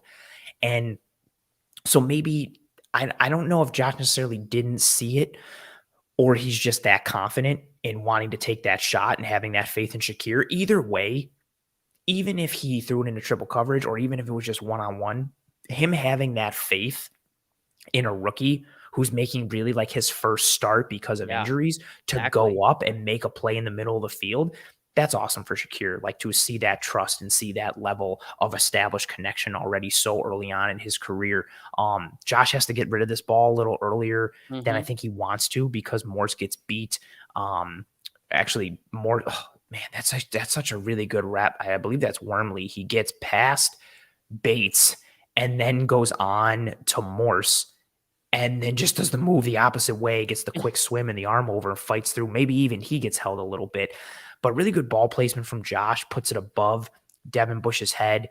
Shakir is seeing it. Bush's head is not turned around. Shakir has the advantage. He gives Shakir the opportunity to go and make a play, and Shakir rewards that faith and that trust by literally going up and getting it and mossing Bush. And at the end, it looks like, triple coverage and good ball placement from Josh. But this was a fun play all around, because the Bills succeeded on it. But I really liked the coverage this guy's in from the Steelers. I like what they showed pre-snap. Invert on the top side. Love that. Yes, very clever. I love when the Bills do it and they'll drop Taron Johnson as the split from safety. the slot. Yeah, it's so beautiful. That's why I wasn't used to this. I was expecting this guy here to be the it's the outside half. Yeah, it was the it's outside a good, guy. it's a good wrinkle. Yeah, it's a good level of creativity from Terrell Austin, Steelers defensive coordinator. So shout out to them for that. Shout out to Josh for beating it. Shout out to Shakir for making the play, and even to Bush. Like, this is good coverage. Like, he carries Shakir up the middle of the field in a Tampa 2 look. Like, better throw, better catch. Yeah, you just got to tip your cap. Like, good play all around and a fun one to highlight. And hopefully this means more for Shakir. I think he adds a level that no other slot does on this team. And when McKenzie comes back, we'll see what happens. And if Crowder comes back, we'll see what happens. And when Odell Beckham signs, no, I'm just kidding. We'll see what happens with him. But it was a encouraging. Organically, though. Thank you very much. Appreciate it. Very encouraging performance from him on this play, but in his in this game as a whole. Yeah. And this, honestly, that works really great towards the next play. And it shows that level of confidence gets projected onto this touchdown here. Obviously, single coverage. He is the open man here. He deserves this touchdown. Josh made the right read. But really great catch by Shakir to come back to this football a little bit. A little underthrown opportunity for the defender to get a hand on it here. And Shakir comes back to it and gets strong at the catch point, stays on his feet. We talked about the contact balance during the NFL. Doesn't he move like a running back on the ball? Once he gets the ball, he gets that low center of gravity. He's just like, I don't know what it is, but yeah, once the ball is in his hands, he moves like a running back. And you can see it at the catch point. There's just balance is such a big part of his game. He's just always balanced. Always in control.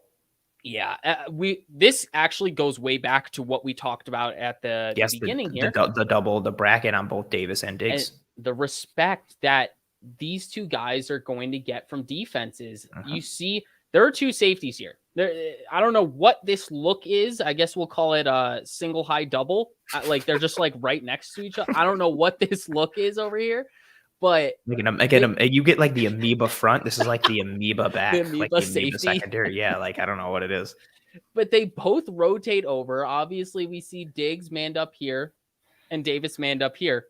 And then you have the bracket here and the bracket here. That leaves everyone else just in single coverage. And Shakir just beats his man to the pylon, and it's over from there. This goes to the point that we were talking about and how I kind of alluded to the respect that Gabe Davis gets from the opening touchdown, the 98-yard touchdown. It makes the Steelers defense honor him as well as Diggs, and it opens things up for a guy like Shakir. I mean, coming into this game as the Steelers defense, you know that the Bills are down to their depth at pass catcher. They've been decimated by injuries. Let's force those guys to rise to the occasion, and Shakir and even Hodgins did. Yeah, they made plays when they were called upon, and it wasn't too often when their number was called, aside from the Shakir drop on the corner route earlier in this game.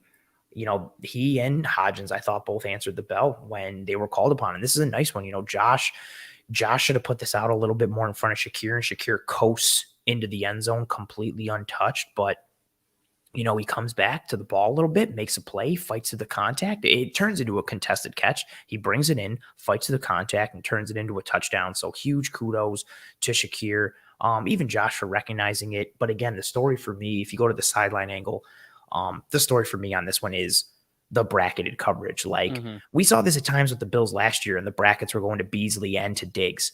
And that's what, you know, Gabriel Davis fed off of it, and Dawson Knox fed off of it. And seeing this level, like, look at that. Like it's 4/2 when they're there. And they're just completely, you have a wall set up inside. You've got over the top help on Gabriel Davis. You got man coverage on Moss coming out of the backfield, man coverage on Sweeney coming across on the drag. Like, so it's pure man coverage for three of the guys. And then it's double coverage just with brackets on Diggs and Davis. That's huge. Like, if you have that level of threat, and I think also that's a huge feather in the cap of Gabriel Davis, that he's earned this spot, like, to the point that teams are giving him the same type of respect that they show Stephon Diggs at times. And if you've got two guys that demand brackets, two guys that demand double coverage, you know what that means? Man coverage on your slot receiver. And if it's If it's Isaiah McKenzie running deep overs, I'm very cool with that. And if it's Shakir running honestly almost anything, because I'm very confident in him as a route runner, I think that's a mismatch as well. Because how many teams, granted the Steelers were banged up in this one, I think that's Josh Jackson wearing 16, which is a weird number for a corner, and it pisses me off. Yeah, I don't like it. As does his career trajectory. I like him coming out of Iowa, and he just has not manifested. But that's a conversation for another time. That's an advantage for the Bills. Like, how many teams are comfortable or 3 deep, or that's even if they're completely healthy, like, and they're comfortable with both their outside guys and their nickel guy. What happens if they're banged up in the secondary and they're down to their 4th or 5th corner? I'll take Shakir all day versus that guy. I'll take McKenzie all day versus that guy. So teams are either going to have to not double 2 guys, or they're going to have to, kind of die by the blade one way or the other. But again, this is because of what Davis was doing earlier, because of what Diggs consistently does. And this also wasn't a one-off. The Steelers did this multiple times throughout the game, which again, it didn't work in this instance, but I give them kudos for mixing up different coverages and trying different things. And I think that's ultimately part of another frustration if you're the Steelers, because you tried so many things. You worked in a multitude of really clever coverages. You just weren't there with your execution. And I think maybe if they're fully healthy, that execution, those dials get turned up a little bit, but it's hard to, execute on all these variations when you're running with like 3rd, 4th, and 5th string guys. Yeah, no, that's definitely fair. I do wonder if Gabe Davis would get that double coverage type of look if the Bills were at full health. Like if Dawson Knox was healthy, if Crowder was healthy, if McKenzie was healthy, I do wonder if that would be the case for the Steelers defense, but I'm not here to say it wouldn't be. But again, then that's the point. Cool. So you can't double them. Okay. Then Davis is going to get one-on-one. Are you, and if the Bills are healthy, how comfortable do you even feel doubling Diggs? Like, there's all these questions, and it becomes more stressful because if Shakir is like, and this is not a negative on Shakir. You and I both love him. We did at Boise. We loved him through the draft process. We love him now. Shakir on the field at that point, granted, maybe it's more Tommy Sweeney, but Shakir is like the weak link on that play. So if you're trying to funnel this to anyone, if you're the Steelers, you're like, okay, cool, make Khalil Shakir beat us. And guess what? Khalil Shakir beat you. So if that's happening, you're done. Because you can't allocate more resources to take away Shakir, because then you have less resources for Diggs and Davis. And anytime you're allocating less resources to Diggs, you're done. It just, it's just a multitude of problems from other teams. And I'm here for it. I just enjoy it.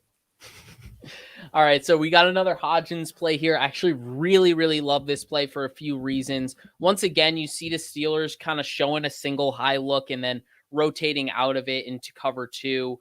And Josh Allen just beats them with that whole shot type of throw. But I want to highlight what Zach Moss does out of the backfield here, starting on the left side of Josh Allen, coming across the formation to pick up the blitzer, allowing Josh to stay somewhat unrushed in the pocket.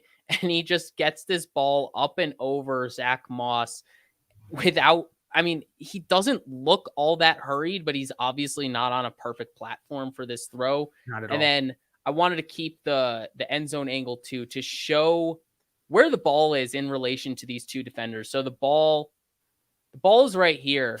And obviously you see these two defenders and then Hodgins over here. It's exactly how you draw up how to attack cover 2. Obviously you have Hodgins on this fade, and he identifies the coverage and just kind of sits in between those two guys. You have him beat the flat curl defender in Levi Wallace in cover 2 and sees the other safety coming over, and he knows if I run fast, I'm running into that safety. If I settle somewhere into this area, I create a big window for Josh, and he makes that window wide. Josh gets it right to him.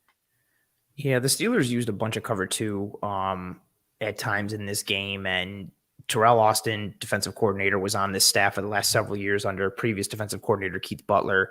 Keith Butler loved using palms, which is that trap type of coverage. So you get these looks where if you run an out route or a stop route from the slant, there's a good from the slot, there's a good chance that outside corner is going to read because he's playing 2-1, whether it's cover 2 or it's palms or a trap. Or 2 read, whatever verbiage you want to use for it. So Levi is sitting on that outside route. He sees this option route from Shakir, who slow plays it, coming out of the slot, turns, and then sits. Levi has to honor it. And then, yeah, it just becomes a honey hole shot.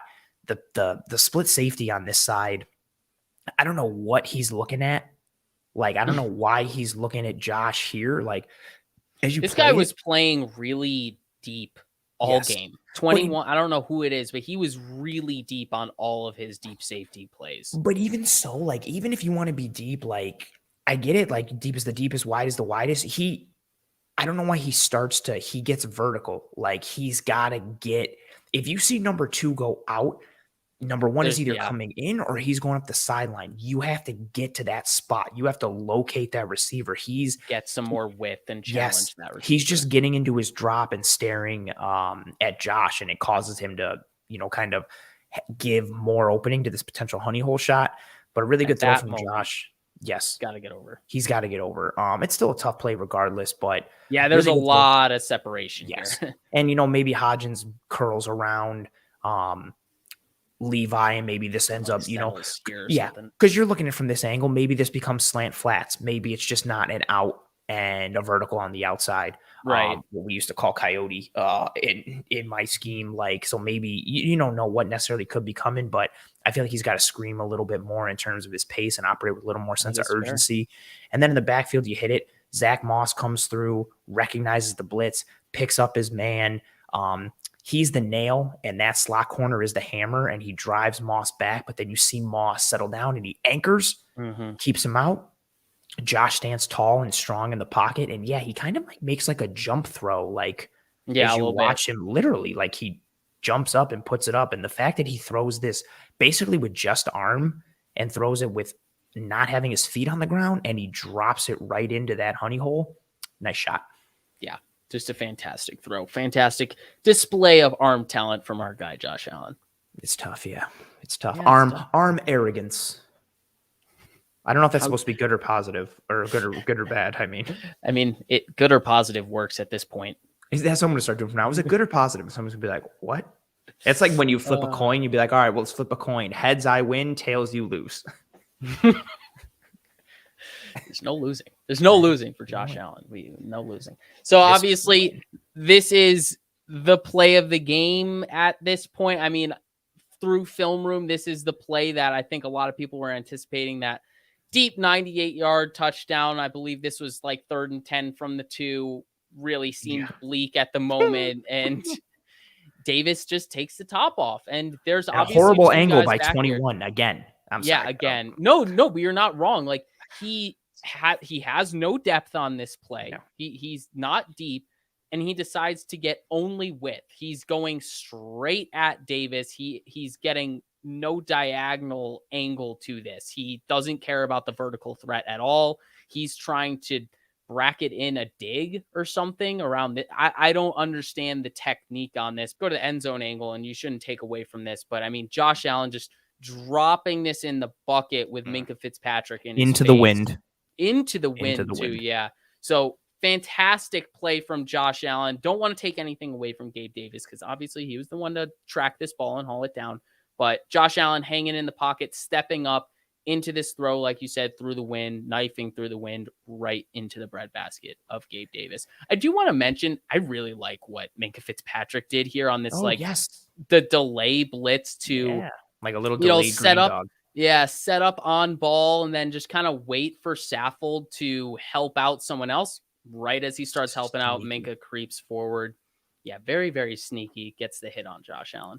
Yeah, like we talked about earlier, they used Minkah a lot as the spy on Josh Allen's game, and this is where he's at. Like, he's trying to pen Allen in, but then he sees an opportunity, he takes it, and he's thinking safety, or at the very least hit on the quarterback to stop this play. And I don't know if 21 underestimates the speed of Gabriel Davis, or if it's just purely a bad angle. It seems like they're trying to bracket him already. But the bracket angle is so terrible. And then Levi also isn't getting over the top.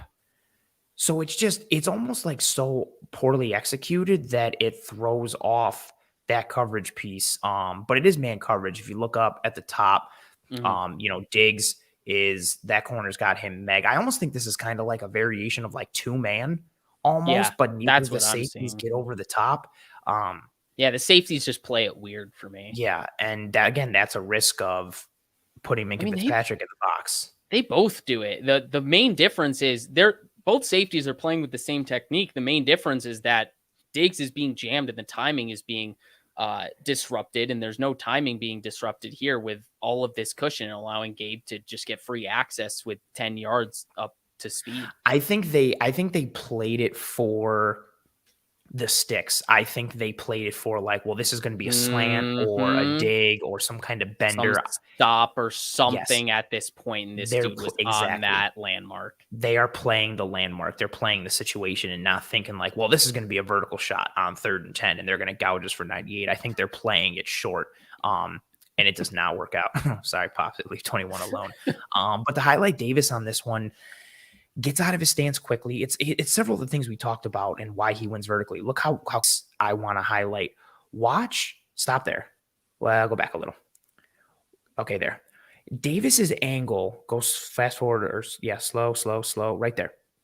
Davis's angle, if you look at it, it's kind of taking him across field based on his route, right? Josh throws this ball.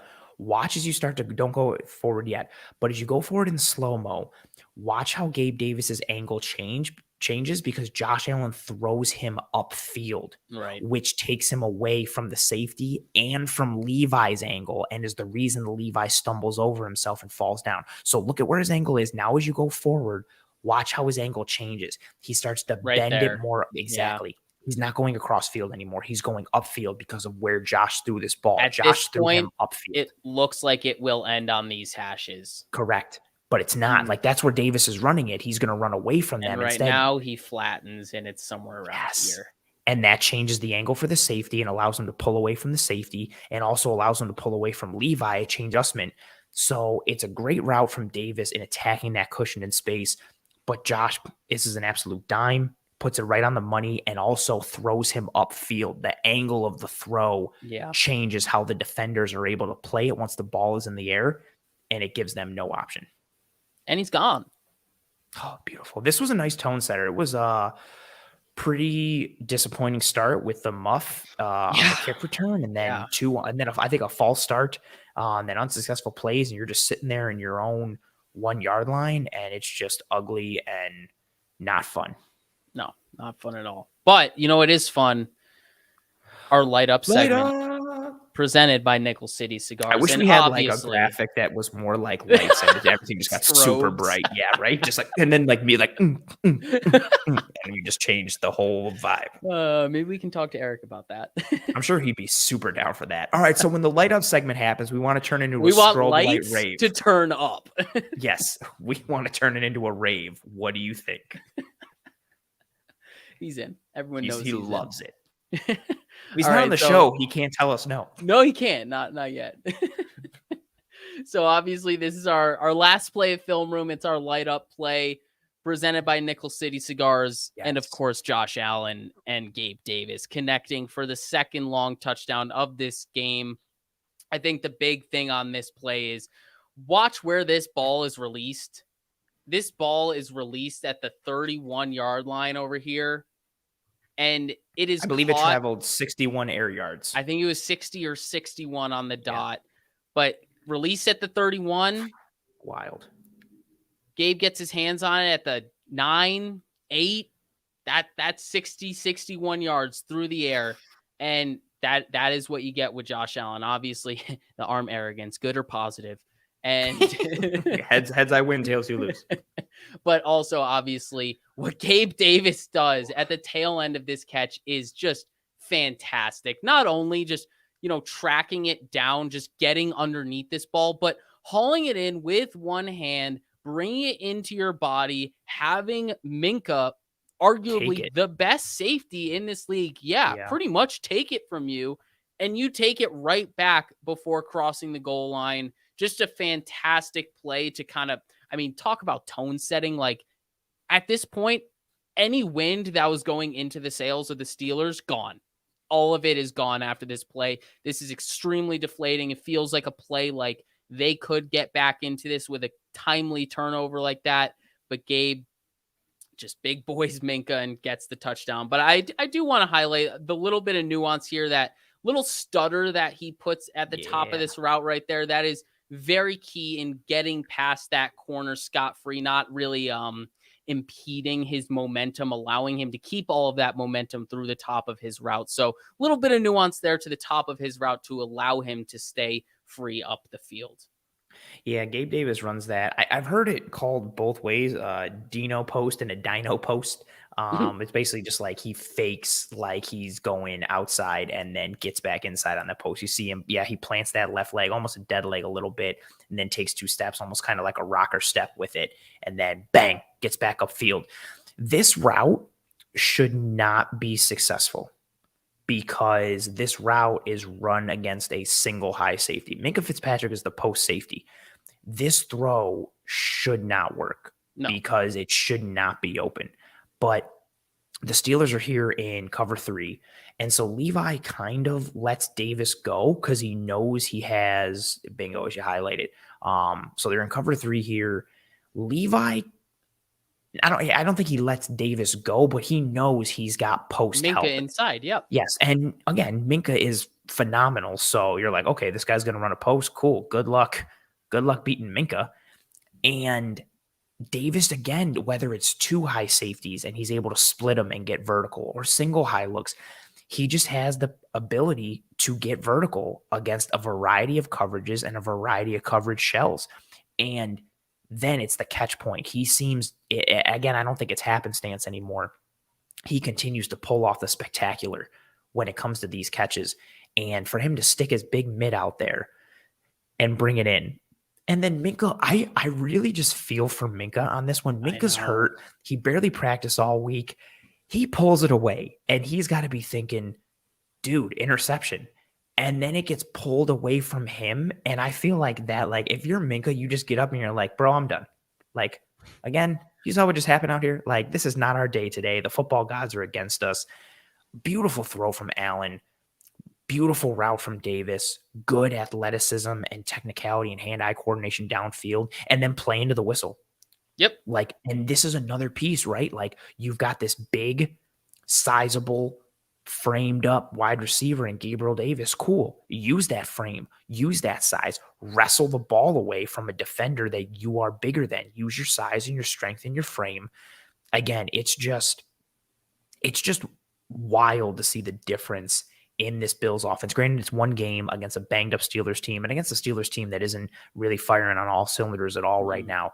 But to see the difference in verticality and explosives that Gabriel Davis's presence, a healthy or healthier Gabriel Davis, what his presence adds to this offense, it's just something that has to be accounted for at all times. And even, like, again, this is middle of the field closed. There's a post safety here, and that post safety is arguably the best safety in football and one of the best defensive players in all of football.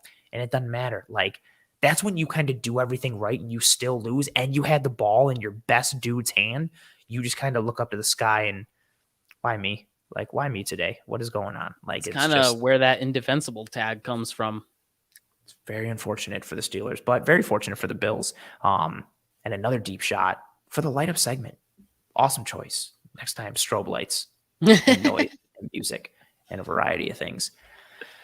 Oh, Kendall, as we sit here now, start to wind down here, looking towards the Kansas City Chiefs, where's your mind at for this offense moving forward against Kansas City? What are you thinking, and what are you going to be looking for as the Bills roll into Kansas City? Are you looking for more of the explosives with the pass game? Are you looking to see, what kind of run scheme and run style the Bills use? Are you looking to see if there's more James Cook? Is it usage that you're looking for? What are you kind of cluing in on for the Bills offense as they roll into Kansas City this Sunday at 4:25? For the Bills offense, definitely keeping an eye on what they do in the run game, how often they want to go to it. If this is the game where they pull out the magic tricks of quarterback designed runs, if this is the week they're keeping them all in the sleeve and they're finally pulling the aces out of their sleeve for this game. I'm really tuned in on what the Bills decide to do in the run game. If they can stay efficient, if they want to keep going gap, if they want to utilize zone still, how much they're using James Cook, all of it. I think all of it is extremely important. I think, obviously, given how the Raiders and specifically Josh Jacobs, just gashed the Chiefs. And obviously, I know we don't have a running back like Josh Jacobs, but the point still goes to show the Chiefs showed some weakness in defending the run. How are the Bills going to attack that? Do they want to attack that? All of that is what I'm going to be paying attention towards. I'm in a similar boat. That Raiders run game, and not to kind of like make it seem worse for the Chiefs, but Darren Waller goes down with a hammy. Hunter Renfrow is just coming back, so he's not fully like ready to kind of hit the ground running. Moreau is also out there, other tight end who's really good. There was no weapons in this game other than Devontae Adams and Josh Jacobs. They're running out Hollins at wide receiver, and he was not functioning very well in a variety of ways. And the Raiders just kept running at him and running at him. This was something that Eric and I talked about last year in doing the scouting film room episode for the Chiefs in the playoffs. Chris Jones, and granted, this is a different team, but Chris Jones and that front, they don't want to play the run. Chris Jones in particular. So run at him, lean on him, beat him up, get physical. Now, they've changed a little bit, adding somebody like Karlaftis, who adds a different element in that run game. And Nick Bolton he's become a legitimate 3-down linebacker now with how he's able to go sideline to sideline and play coverage. But his bread and butter at Missouri and as a rookie was a 2-down thumping linebacker and run support. So they've got some physicality to them at some levels. But yeah, I want to see what this run game can do, especially considering what happened with the Raiders. If you can attack this Chiefs defense in the spine and make them have to commit resources to the run game, I think they have the advantage on the outside. I'm very interested to see. I don't think he's going to play this week, but if McDuffie plays, but if not, you're sitting there with Snead, who's usually going to play in the slot. And then your outside guys are Watson and Fenton. I'll take Diggs and Davis versus Watson and Fenton every single day of the week. Them not having Charvarius Ward is a big game changer for the type of defense and what they kind of do on the back end. No Tyrann Mathieu. I like Justin Reed and I do like Thornhill. And I like Cook, but none of them are Tyrann Mathieu, and none of the corners the Chiefs have are Charvarius Ward. I think the Bills have the advantage on the outside. So if you can make the Chiefs have to allocate more resources towards the run game and towards the box, I think it gives you even an even bigger advantage on the outside with Diggs and Davis. And then I also want to see what the health looks like. Like, how does Dawson Knox come back? How does he look? What do we continue to see from Gabriel Davis as he starts to get healthier? And yeah, how does this O-line hold up as a whole? Because I think if they can be two-dimensional as an offense against the Chiefs, it's going to be real hard to beat. And they're going to need to put up points because that's also a piece too. This Bills defense has been crushing it. Mahomes and this Chiefs offense, it's almost like, and I get it, Tyreek Hill's gone and everybody's like, oh, guy, like, oh, baby, what are you doing? And the Chiefs are like, oh, word? Like, you're doubting us like that? Okay, cool. And game of the year, maybe? I mean, it's being touted that way. Man, CBS fought to have this game and made sure it didn't go to primetime. They wanted it back on CBS. So yeah, they did. Man, this is going to be a big one. We're very excited. And we'll be here next week in the film room to break that game down. Bills Chiefs next week, live next Tuesday at 9 p.m. Eastern. But as of now, I think, Kendall, we have to say our goodbyes. What do you think? Yeah, I think it's that time. That is time. Kendall's got to get a bottle, get his baba. That's true. I mean, that's a fact. That is a fact. You said it so forcefully. That is a fact. I need to go night. But yeah, that's what we're going to do. We're going to wind down here. I want to thank everyone who rode with us live.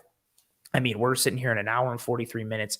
We're still rocking over 230 live viewers, steadily over 250 for the heavy majority of the episode on a Tuesday night going over film. We appreciate the kind words, the engagement, and just the affinity that you folks all have for the content that we create and break down. We start to recognize a lot of the regulars that continue to join us for these episodes and the steady viewership. And it's tremendously humbling, and we're very thankful and appreciative of the audience that we have and have kind of cultivated here. So thank you very much to everyone for joining us live tonight on the episode. Whether you commented, whether you didn't, your presence here, active or inactive, it's tremendously appreciated. Also, big shout out to John for the multiple super chats tonight. We greatly appreciate you as well and your presence just in general. Appreciate the kind words coming in now. Thank you very much for that as well. If you are still here live, folks, yes, Nathan hit it. Please hit that like button before going night. That's fantastic. Please. please hit the like button. It is the lifeblood of these streams and helping us to track and trend in front of more eyes and ears. We are trying to take this show and this brand to new heights and ride it until the wheels fall off. And the more eyes and ears we get in front of, the higher possibility we have of making that happen. So please, if you enjoyed this content, please drop a like on this video. If you didn't enjoy this content, that's fine. Look at yourself in the mirror, figure out what's wrong with you as like a person, because that's It clearly can't be us. It's not us. Well, it could be Kendall. I didn't even pointed the wrong right way, my guy. I can never do it right. I'm just embarrassed for myself. It's been a long week already. It's only Tuesday. I'm on the struggle bus this week, and it is not great. The only thing getting me through is this beauty of a tree that I got behind me. If you're watching this later, listening later, whatever have you, please drop a like on this video. Or if you're listening on the audio platforms, please rate and review and subscribe. Spotify, Apple Podcasts, leave us a rating, leave us a review. Whether you're on one of the audio platforms or YouTube, subscribe to the Cover One Film Room and to the Cover One channel. Again, likes, ratings, reviews, subscriptions, anything and everything. Also just kind words and positive word of mouth like they did in the olden days, passing stories down from one another, generation to generation, by the campfire at night, telling stories. Get yourself some wood and a lighter safely, and some kerosene and some gasoline and Molotov cocktails. Make a fire.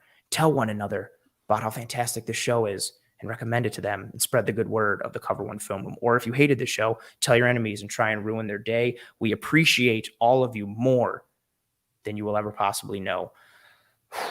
Big week. Be kind to one another. Take care of one another. Stay safe. Batten down the hatches. This Sunday's going to be a real one. Hide your kids. Hide your wife. This has been another episode of the Cover One Film Room. We appreciate all of you. Take care. Godspeed. We'll see you next week. And as always, what do we say, Kendall? Go Bills. You said the thing.